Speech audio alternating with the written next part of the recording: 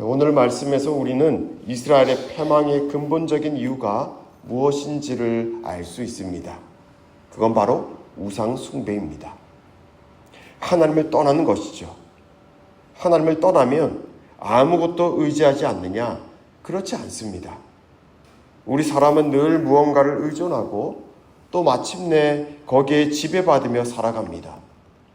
아우구스티누스가 말했듯이 우리 인간의 내면에는 구멍이 있어서 이걸 메우지 않고는 도무지 살아갈 수가 없기 때문입니다. 오늘 본문에서도 우상이란 단어가 여러 차례 나오고 있죠. 4절과 5절 말씀입니다. 너희 제단들이 황폐하고 분향 제단들이 깨뜨려질 것이며 너희가 죽임을 당하여 너희 우상 앞에 엎드러지게 할 것이라. 이스라엘 자손의 시체를 그 우상 앞에 두며 너희 해골을 너희 제단 사방에 흩으리라. 하나님은 이스라엘의 패망을 우상과 연결짓고 계십니다. 제단들은 처음엔 하나님을 위한 제단으로 사용되었죠. 그러다 점차 가나안 우상들을 섬기는 제단이 됩니다. 그 분향 제단들이 깨뜨려질 것이고 사람들이 죽어서 어디에 엎드러진다고 합니까? 우상 앞에 엎드러질 것이고 여러 시체를 우상 앞에 두신다고 하죠. 여러분, 이건 무엇을 말하는 겁니까? 그토록 신뢰하고 의지했던 우상이 무슨 일을 행하는지를 한번 보자는 겁니다. 너희가 그토록 죽어가는데 그 시체가 쌓여가고 있는데 우상이 어떤 능력을 행하는지 말입니다. 여러분, 우상이 그들을 구원합니까? 아무 일도 벌어지지 않습니다. 여기 우상이란 말로 번역된 히브리 단어 자체가 그저 나무 토막을 뜻합니다. 이들은 아무 말도 하지 못하고 듣지도 못하는 그야말로 나무 토막과 같은 무생물을 그들의 신으로 모시고 있었던 겁니다. 신명기 29장에서는 가증한 것이라는 말로 표현되어 있죠. 오늘 본문 6절에서는 너희가 만든 것이라고 했습니다. 그들이 만든 것을 그들이 섬기고 있습니다. 거기에 그들의 운명을 다 걸고 있습니다. 완전히 넌센스이죠. 지금 하나님은 이들의 우상 숭배를 비웃으시면서 경고하십니다. 너희가 바로 그처럼 가증한 일을 그치지 않는다면 이 나라는 이제 곧 패망할 거라고 말입니다. 그런데 하나님은 이스라엘을 전혀 회복 불가능한 상태로 몰아가시지는 않습니다. 8절 말씀입니다. 그러나 너희가 여러 날에 흩어질 때에 내가 너희 중에서 칼을 피하여 이방인들 중에 살아남은 자가 있게 할지라.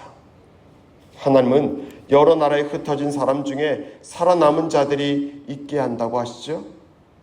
그들은 사로잡혀간 그곳에서 하나님을 기억하고 그들 스스로 하나님을 근심하게 한 것에 대해 한탄할 거라고 하십니다.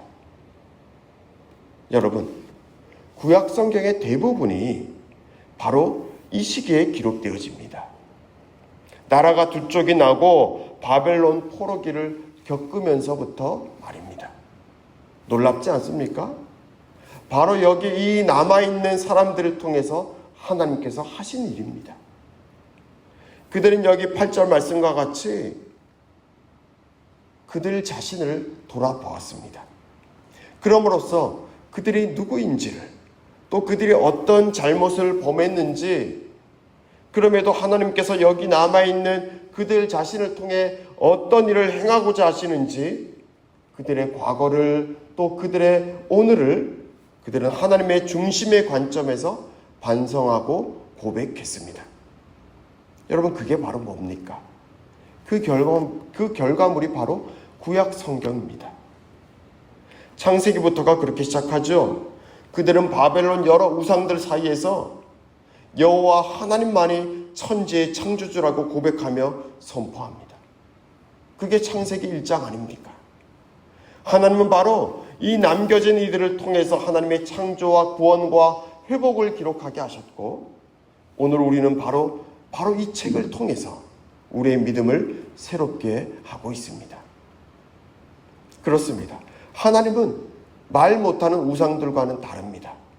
하나님은 아무 말도 못하고 아무것도 듣지 못하는 분이 아니라 살아계신 분입니다. 여기 살아계시기 때문에 우리의 기도를 듣고 계시고 또 우리에게 말씀하시고 때로는 근심하기도 하시고 때로는 기뻐하기도 하시는 그렇게 살아계신 분이라는 말입니다. 그래서 그분이 하시는 일은 그분의 말씀은 결코 허무한 것으로 끝나지 않습니다. 10절 말씀, 우리 10절 말씀을 함께 읽겠습니다. 그때야 그들이 나를 여호와인 줄 알리라. 내가 이런 재앙을 그들에게 내리겠다 한 말이 헛되지 아니하리라. 자, 뭐라고 하십니까? 헛되지 아니하리라. 내가 한 말이 헛되지 않을 거라 하시죠.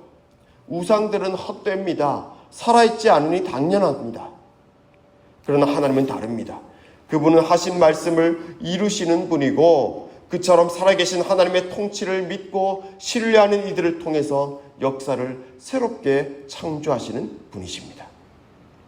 사랑하는 성도 여러분, 우리가 믿고 우리가 의지하는 분이 이처럼 살아계신 분이고 또 우리가 믿을 만한 신실하신 분이라는 것을 기억하시기를 바랍니다.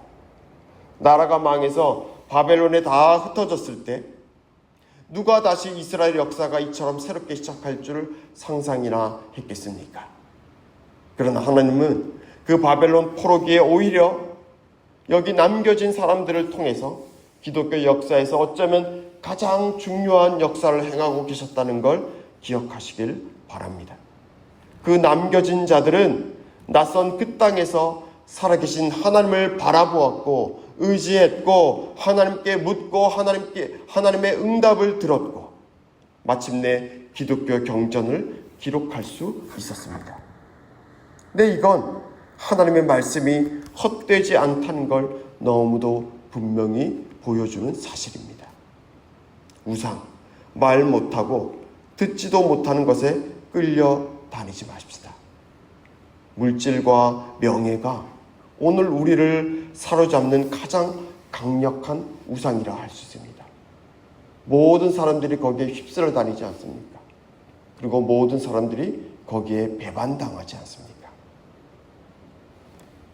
그 강력한 우상, 그러나 그것이 우리를 결코 구원해내지 못합니다. 우리를 망하게 할 수는 있어도 말입니다. 우리에게 하나님은 결코 헛되지 않으십니다. 결코 그분은 우리를 향해 다른 마음을 품고 계시지 않습니다. 이 신실하시고 성실하신 하나님의 마음에 우리 또한 진정으로 온 마음을 다해 온 힘을 다해 응답할 수 있기를 바랍니다. 그래야 우리가 믿고 의지하는 하나님의 다스림을, 하나님의 통치하심을 이 땅에서 누리고 또 증언하는 복된 사람들 되시기를 주님의 이름으로 축복합니다.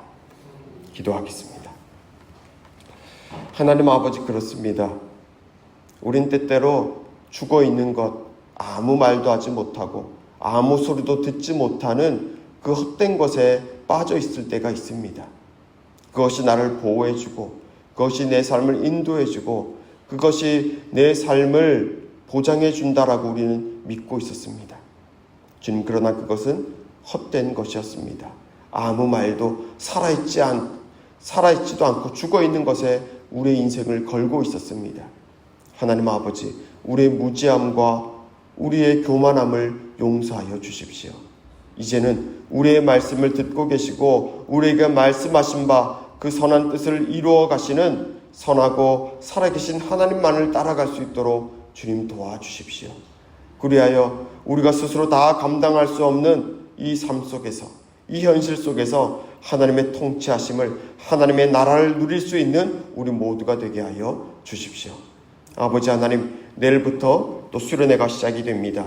하나님 아버지께서 중고등부 수련회 위에 함께하여 주시어서 그들의 오고 가는 여정, 또 그 순간순간 모든 순서 위에 함께하여 주셔서 하나님께서 내 인생의 주인이 되신다고, 아버지 하나님께서 나를 사랑하시고 나를 구원하셨고 내 삶을 앞으로도 인도하고 계신다라는 믿음의 선포와 고백이 일어나는 복된 시간 될 수 있도록 하나님 함께하여 주시옵소서. 오늘 금요 기도회 중에 주의 영으로 임재하여 주시어서 모든 참여하는 성도들이 하나님의 살아계심을 보게 하시고 하나님의 영광을 보게 하시며 기도하는 중에 하나님의 뜻을 발견하는 복된 시간이 되도록 하나님 함께하여 주시옵소서. 감사하며 우리 주 예수님 이름으로 기도합니다.